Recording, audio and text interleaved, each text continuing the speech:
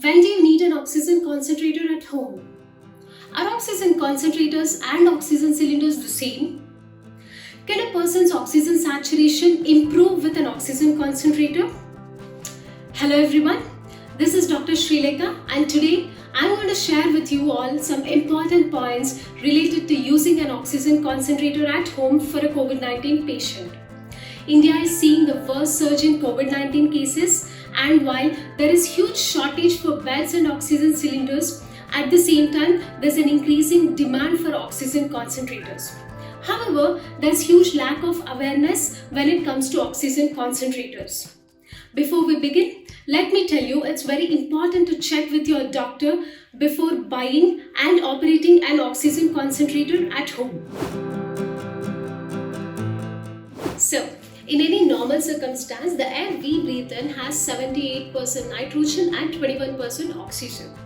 As we inhale the air, our lungs filter the oxygen from the air. This is when the lungs are fully healthy and working efficiently. But in respiratory diseases like COVID-19 where the lungs are affected, it can get difficult to work with the normal air we breathe in, and the person may actually need air which has 99% concentrated oxygen. This composition of 99% concentrated oxygen is what medical oxygen is, and the one which is used in the hospital setup.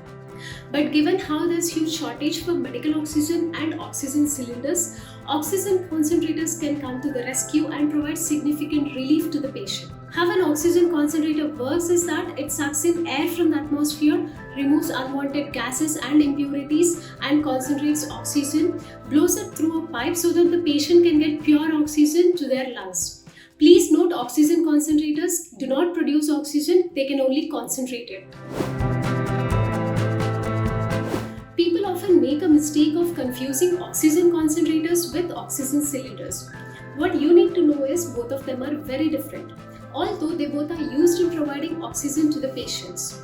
So oxygen cylinders contain medical grade oxygen, which is your 99% concentrated oxygen like I mentioned earlier.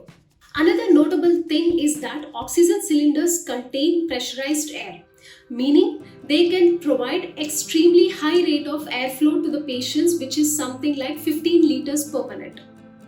But the only drawback with oxygen cylinders is that they are to be refilled from time to time, unlike oxygen concentrators which can operate 24/7, although they do not have pressurized air in them. So the airflow rate in oxygen concentrators is 5 to 10 liters per minute.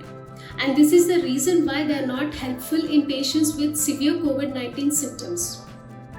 So that's why oxygen concentrators are helpful only in patients with mild to moderate COVID-19 symptoms. There are a lot of websites selling oxygen concentrators. I would advise you to purchase it only from registered websites and sellers, because a lot of traders are running scams with reference to this and duping people.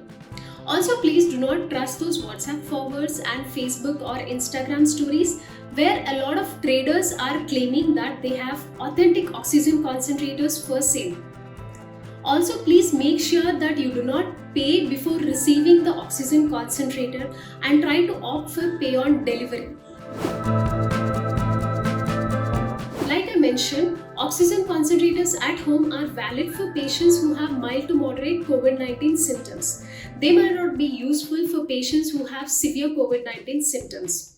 Now, there are two types of oxygen concentrators. One is home oxygen concentrator and the second one is portable oxygen concentrator.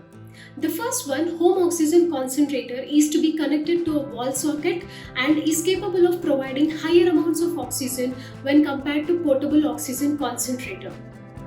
What you need to remember is that any good quality home oxygen concentrator should ideally weigh between 14 to 15 kgs, and anything below it doesn't suggest a good quality.